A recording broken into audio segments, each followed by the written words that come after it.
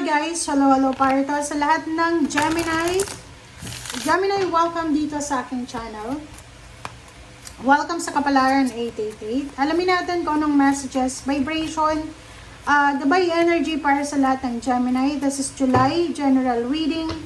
I hope na makuha mo yung energy and I hope na i-connect mo yung energy mo sa same din. Okay, Gemini, panoorin mo yung Aquarius kasi same yung first two cards nyo. So, sinasabi ng baraha na kung ano man ang situation na mayroon ka, Gemini, the situation will improve in the near future. Okay? So, may improvement na posibleng mangyari sa buhay, financial, emotional, spiritual, sa mga susunod na araw.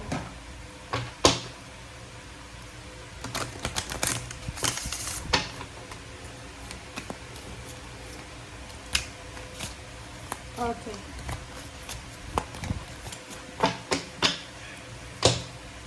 Okay, nakakaloka. Bakit ganun? Bakit paulit-ulit yung message? Sinasabi sa'yo dito, Gemini, ng barahan na panoorin mo nga yung Aquarius kasi parehong-pareho. Meron ditong snake eh. Merong mga tao, Gemini, tingnan mo to. Yung kung ano man na improvement na mangyayari sa buhay mo, mangyayari yan because you work so hard. Napaka-hardworking mo. Kumbaga, nag-sacrifice ka dito eh. Ginawa mo yung best mo, nag-sacrifice ka, nagtrabaho ka. Kaya deserve mo din na magkaroon ng improvement. Like for example, salary increase, higher position, change of contract, change of career, change of place, luxurious life, parang ganon. Deserve mo siya kasi nagbanat ka ng buto dito eh. But the problem is, mayroon ditong number 7. This is your energy eh. Mayroon ditong mga tao na maybe same sign mo na Gemini or other zodiac signs na sila ay wala silang alam sa mga sacrifices mo eh. Wala silang alam. Ang nakikita lang nila is yung blessing mo eh, yung outcome. Ang nakikita lang nila yung improvement sa buhay mo. Hindi nila nakita kung saan ka nagsimula. Kung saan nagsimula yung isang Gemini. So, ang taong to, hindi niya mapigilan yung inggit, hindi niya mapigilan yung jealousy, yung envy, yung pagiging deceitful niya. And nakikipag-collaborate pa siya sa ibang tao para pagplanuhan ka ng hindi masama, ng hindi maganda, ng masama. So, sinasabi sa'yo dito ng bear na kinakailangan mong maging strong, maging courageous, na kahit sabihin natin na maybe friend mo yan, relatives, or maybe family, kasi parang dependent ka sa kanila eh.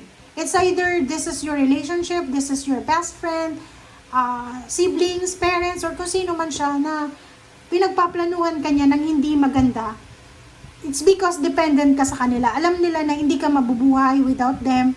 Alam nila na dependent ka sa kanila. So, taking advantage of your kindness, taking advantage of your generosity, akala nila hindi ka mabubuhay nang wala sila. So, ang nangyayari dito, or mangyayari, sinasabi ng 21 na to na okay lang na mag-travel alone, okay lang na,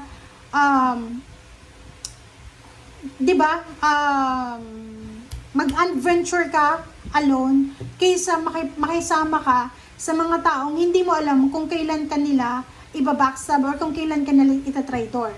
So, parang sinasabi ng baraha sa'yo dito na maybe included ka sa isang group or maybe kasama ka sa isang group or sa GC pero may iba pang GC, parang ganoon. So, like for example, kasama ka sa isang group. Lahat ito, nakikita mo yung mga messages kanya sa GC pero hindi mo alam, may isa pang GC na wala ka doon. So, doon nila pinag-uusapan yung mga plano nila against sa'yo. Wow! Be careful! Ang nakikita ko sa'yo dito, maybe this is about travel, about relocation. So, mag-iingat ka sa pagkikipag-collaborate sa mga tao kasi pwedeng manakawan ka. Lalo sa pag-a-apply ng trabaho, dapat mag-isa ka lang. Hindi ka dapat nakiki-join sa ibang tao kasi baka ikaw yung matanggap tapos sila hindi. And maging cause yun ng envy, ng deceit, ng jealousy. And ikaw yung mapapasama. Okay. Woman holding a coin. Okay. Maybe isa kang babae na Gemini, okay? Gemini na babae, comment down below. Ang nakikita ko sa'yo dito, maybe ikaw ay napipredict ng mga tao sa paligid mo. Nakikita nila yun eh. Kung gaano ka ka-hardworking na Gemini, kung gaano ka ka-hardworking na tao, nakikita nila eh. Parang sinasabi nila kahit sa GC lang or together sila nag-uusap na. Alam mo si Gemini, sa sobrang sipag niya, talagang aasensyo sa buhay. Pero, while sinasabi nila yon sa bawat isa, mayroon silang feeling ng insecurities and envy, deceit, and then jealousy. So, nakikita nila na, lalo kung babae kang Gemini, na in the near future, magiging woman holding a coin ka eh. Kasi unang-una matipid ka sa pera, magaling kang humawak ng pera, kuripot ka in a nice way. So, parang yun, isa sa dahilan kung bakit ka pinag-uusapan is because akala nila bagong sahod, ililibre mo sila, or ganito ganyan, instead na ilibre mo sila, sinave mo na siya, so parang na-misunderstood nila yon. So instead na ma-understand nila yon, maintindihan, minasama nila, parang ganon. Okay. Kakaloka yung reading ng air signs. Ang air signs ngayon, panoorin nyo lahat. Gemini, Libra, Aquarius. Puro sila backstabbing, chismis. Oh. Sabi sa'yo dito ng baraha, huwag kang matakot. Huwag kang matakot mag-isa. Huwag kang matakot na mag-travel alone. Huwag kang matakot na tumira sa isang kwartong mag-isa. Kailangan mong magpasensya. Pasensyahan mo yung sarili mo. Hierophant, sinasabi ng baraha sa'yo, huwag kang matatakot na mag-isa ka lang, wala kang kakampi, wala kang allies, wala kang mentor. Three of Pentacles, sinasabi ng baraha, huwag kang matatakot na wala kang partner sa business, wala kang partner sa relationship, parang ganon. Kasi, sinasabi ng baraha sa'yo na lahat ng pangarap mo sa buhay, lahat ng wishes and dreams mo, goals mo sa buhay, ay kaya mo siyang makuha, kaya mo siyang ma-achieve alone.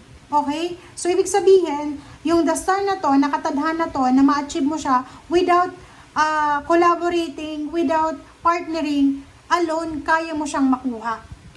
Okay? And, kita mo to na Ten of Swords, sinasabi ng baraha sa'yo na lahat ng pangbabackstab nila, lahat ng mga paninira na ginagawa nila sa'yo, pangtatraidor, ibabalik yan sa kanila ng universe. And you will recover from that pain, from that heartaches, and from all envy, jealousy, evil eye, or any negative energies na sinesend out nila sa'yo. So, ibabalik yan sa kanila ng universe, and you will be successful and you will achieve all your dreams. Yun nga sinasabi na yung situation mo ay may improvement. Thank you guys for watching. Bye!